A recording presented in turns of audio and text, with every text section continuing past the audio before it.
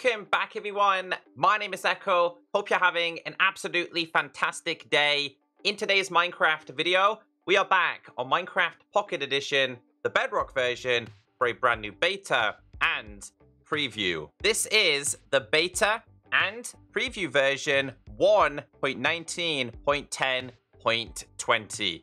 They have been unified. The beta and the preview will now read the same number. This week's confirmation is coming from Josh, who said lots of good stuff in preview and beta this week. Also, unified version numbers. If you want the changelog, it is down below. We have so many changes to go through. We have bug fixes, Java Parity changes, improvement to Spectator mode, and so many more. This is a very big beta slash preview. But heads up, there is a known issue in this version. Potion effects of differing strengths do not stack correctly. We hope to have this addressed in a future beta slash preview update. Moving on to the Minecraft beta. The Minecraft beta on Windows 10 is being retired. Minecraft beta players on Windows and Xbox will need to install the latest Minecraft preview version to test out the latest pre-release features. So for Xbox players, Windows players, the beta is being retired. It is still available, but it is outdated versions. It will eventually be removed and it will just be the preview. Moving on to the Warden. Warden can now path through lava. We do got a bug report. Wardens won't pathfind through lava even though they are immune to it. This is also classed as a Java vanilla parity. It's the exact same with water. Warden can now pass through water. We got a bug report. This one actually comes with a video. The same outcome was happening with lava. If you put a warden on a block surrounded by water or lava, it wasn't interested in you. Warden is no longer pushable while emerging or digging. If the Warden is in liquid when attempting to despawn, it will not do the digging animation. Instead, it will just despawn without any animation slash change. This was a very recent change for Minecraft Java in the most recent pre-releases. So let me show you this one. I'm going to do /summon Warden. And what we're going to do here is speed this up and just wait for it to despawn. It won't dig, it will just completely disappear.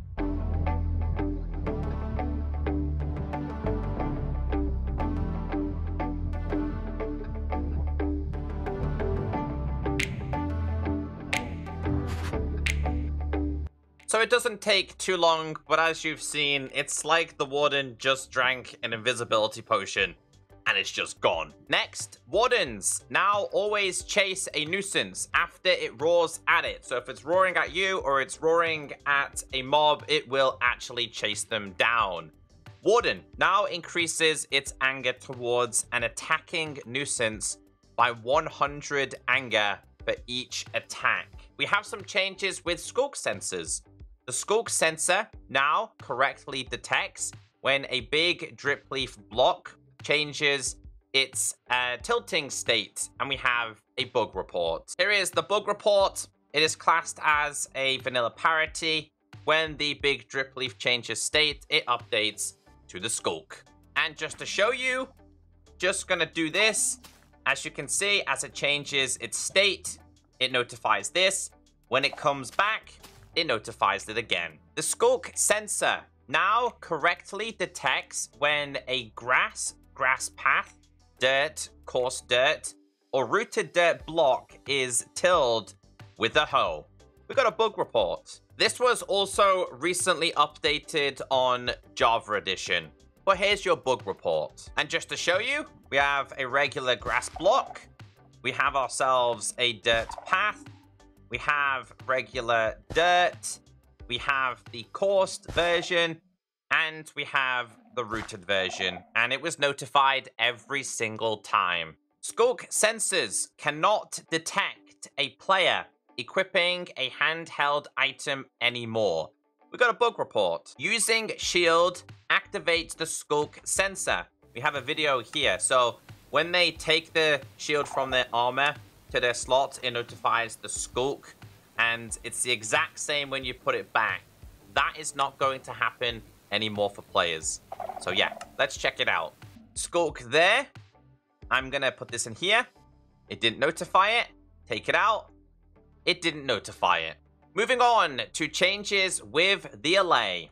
Taking a stackable item from an Allay now correctly adds this item to existing stacks. So I actually remember when Silent Whisper talked about this, and what would happen is that when you took an item from the Allay, it would then create a second section for the same item, even if the item wasn't full in your inventory. Now, the best way to explain this is, let's say you had oak log, you gave it to an Allay. When you took it back from the Allay, it would start making separate stacks rather than it all being in one stack. The next change, taking a stackable item from an Allay no longer causes item duplication. So people were able to dupe everything. That's no longer going to be possible. Allay pickup range is changed from 64 to 32 blocks to match Java Edition. We have a bug report. Parity issue, Allay's item detection range is double that of Java. Allay and Java Parity, this is in the latest version. It's crazy how people test these. To be fair, they did a pretty good job, 65 blocks. So the Allay was able to travel over 65 blocks and pick up the item. Here is that exact same test, but this time it's being done on Java. 65 blocks, as you can see here. Doesn't know where the item is. It's not interested. So remember, if you are giving the items to your Allay, it can only find them up to 32 blocks. Changes with Sculk Vein. A Sculk Vein block now drops as many items as its number of faces when mined with Silk Touch. Change with the Sculk Catalyst. Sculk Catalyst can now spread Sculk through mud and muddy mangrove. And I just want to show you this one. Put this here. We kill this. You'll notice that the Catalyst spreads the regular Sculk blocks and the veins across or through the mud/muddy rooted blocks. Next, Sculk Shrieker changes. Sculk Shriekers can now scan for wardens in a box with side 48 blocks, not 96 blocks. Now, if somebody understands this, please let me know in the comment section, because I didn't quite understand this. Does that mean that the warden will find you within a 48 block radius compared to it previously being 96? Maybe this was written out wrong on the change log. Sculk Shriekers now apply darkness effect to players within threat level 3 or 4. Sculk Shriekers now detect players when riding any type of entity. We have a bug report. So this is classed as a vanilla parity change. Watch this video. They go over Ice and Sculk Shrieker. However, it didn't do the particle effect. So if we get on my trusty horse here and we do the exact same thing. No, it didn't do it. It's meant to notify it. Now, you guys can see this, right? Maybe it's just ice. I don't know. But I'm trying it, but it's not working. All right, let's try one more thing. Let's get off this real quick. Let's grab this. Hold on, not the horse. We want to grab this. I'm going to put this on the floor this time. I'm going to try and get on it and go over this. Nope. Didn't work. One more thing. Let's go over it like this. No. It's not interested. Strange. Maybe they just didn't fix that one right. Sculk Shriekers now activate repeatedly while players are standing on them, which is 50%. Also classed as a vanilla parity, Sculk sensors and Sculk Shriekers aren't constantly active when standing/sneaking on top of them. Again, classed as a Java parity. They're standing on them. They've activated it once. It doesn't activate it any more times. But I can confirm, by doing it now, just standing on top of it, it will indefinitely notify the warden. Now, this is a disabled Sculk Shrieker, so it's not going to summon any wardens. but that has been fixed. Final change with the Sculk Shriekers. Sculk Shriekers now implicate the player that provokes it from afar. Changes with Mangrove. Mangrove propagules are no longer blocked to grow by leaves. Mangrove log. Mangrove log is now included in bonus chest loot tables. So if you do a brand new world and you activate bonus chests, you can find mangrove logs. Mangrove swamp villages now spawn as swamp villages in mangrove swamps. That's a pretty good change. Clay patches now correctly generate in mangrove swamps. We have a few changes with touch control. So if you play touch, listen carefully. Players can now continuously jump while holding down the jump button. We have a bug report. Holding down the jump button in Pocket Edition doesn't make the player keep jumping. There is no video, but it has been fixed. The next change, players can now descend from the top of scaffolding with the new touch controls. We do have a bug report, but what I will say, scaffolding has caused quite a few problems for Minecraft. Sneak button disappears while standing on top of scaffolding in the new touch controls. Let's watch this video. So apparently it just completely disappears. Oh yeah, it does disappear. You can see it right there. Oh wow, okay. So yeah, it's been fixed. Updated the visual style of the touch control joystick.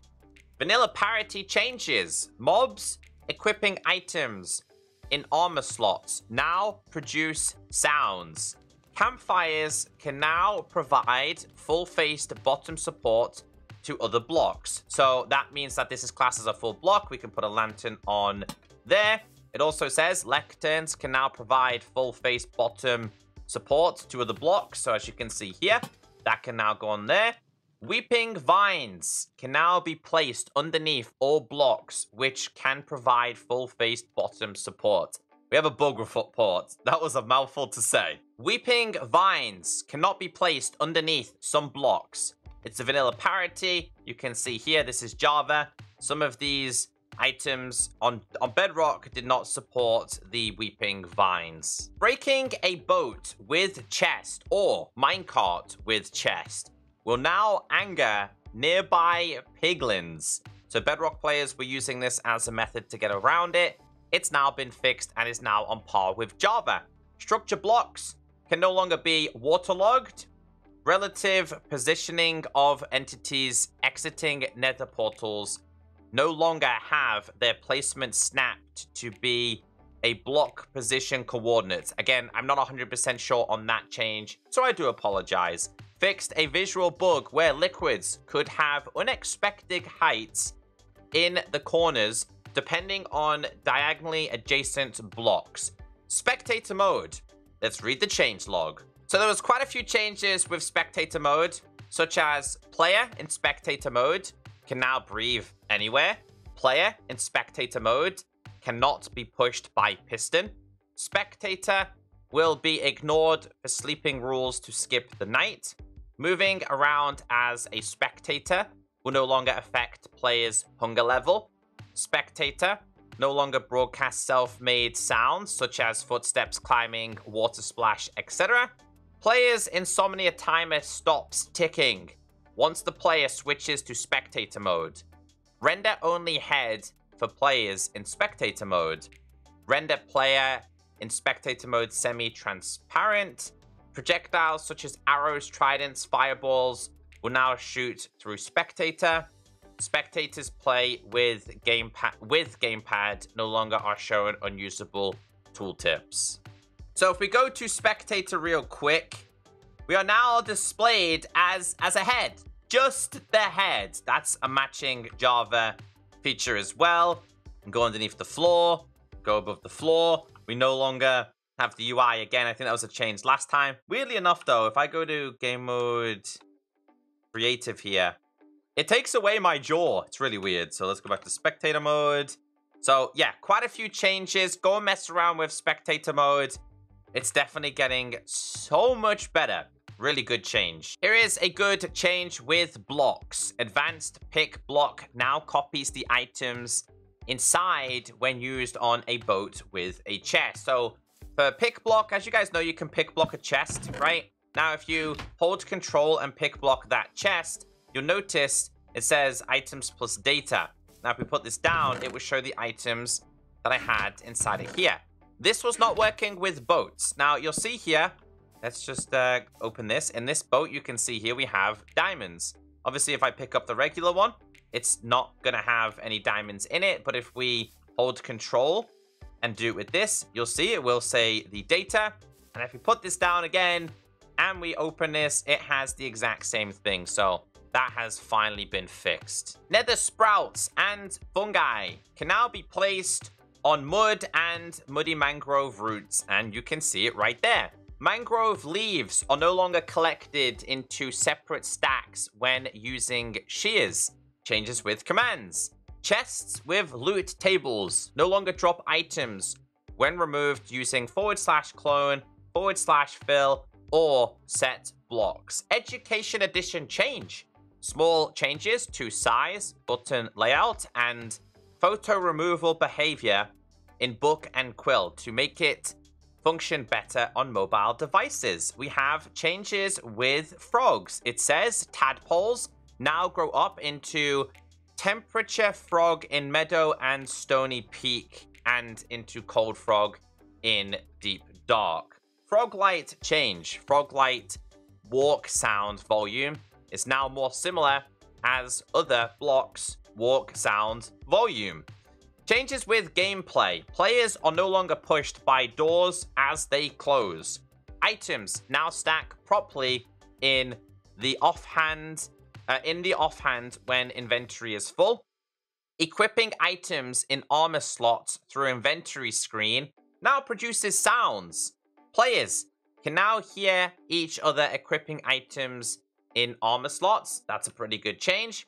Fixed an issue where entities loaded by structure blocks and commands would cause the despawn of the original mob used to save the structure and any mobs from previous loads of the structure.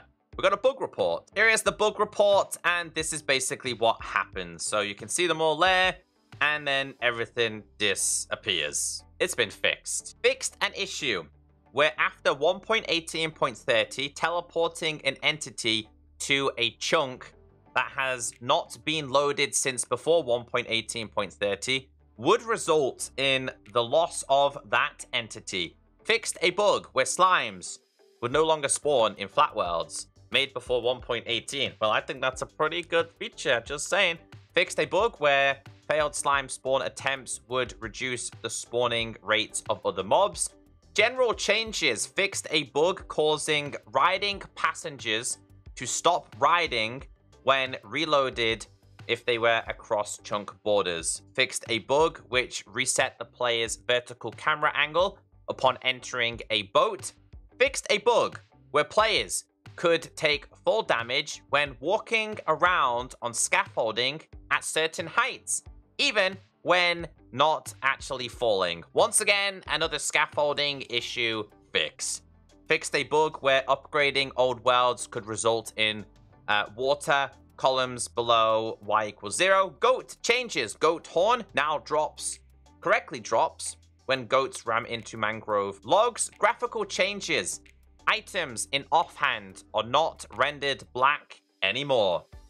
Fixed a visual issue where barrier blocks would show a red texture/overlay when being viewed from the inside. Mobile controls. Added Bluetooth mouse and keyboard support on iOS. That is actually a very big change for mobile players. We have changes with mobs. Here's another good one. The Trader Llama now has its own spawn egg. Finally, after this being requested for so long, we have Trader Llama. We have the Wandering Trader. The Wandering Trader will still produce the llamas, but you can actually spawn the llama on its own. I think we need like a third one just for this guy. I feel like we need a Wandering Trader on his own. So that's a really good change. It says the Trader Llama now has the correct name displayed when opening its inventory. And we have a bug report. Apparently, it's been an issue for a very long time. I can see versions as far as 1.12. Trader llamas are called llama when opening the llama UI. So the spelling is wrong, apparently, but it's been fixed. Music changes. Great news. Music is now included in the iOS app, and it's no longer needed to be downloaded from the marketplace. A change with shields. Shields that are disabled when struck by an axe or by a warden now displays the broken item sound. So I'm just going to summon a piglin brute. / game mode S. Summon. I'm going to defend myself here. It now makes like a broken sound. Oh, don't touch me. Stability and performance. Fixed a crash that could occur when boats are unloaded from the world. Fixed a crash that could occur when a wither is loaded into the world. User interface changes. Added settings to change duration of notifications. Friendly fire game rule toggle has been moved to the multiplayer tab on the create new world screen. It's a pretty weird change, that one. On mobile devices, the experience bar is centered over the entire length of the hotbar, including the ellipsis at the end. Added copy coordinate control panel to the chat screen. Blocks, mob spawners now drop XP only when destroyed by a pickaxe. And we have technical updates. Let's read the changelog. Not too many technical update changes this week, but there is a handful. I'll leave a link down below if you want to check the changelog. This was an absolutely huge beta / preview. If you made it this far in today's video, let me know. You really are the real MVP. We've had a lot of changes. We've now finished the 1.19.0.x betas and previews. We now enter the 1.19.10 betas and previews. 1.19 is coming very, very soon, and I'm here to keep you all updated. Have a wonderful day, and I'll see you all in the next video. Goodbye.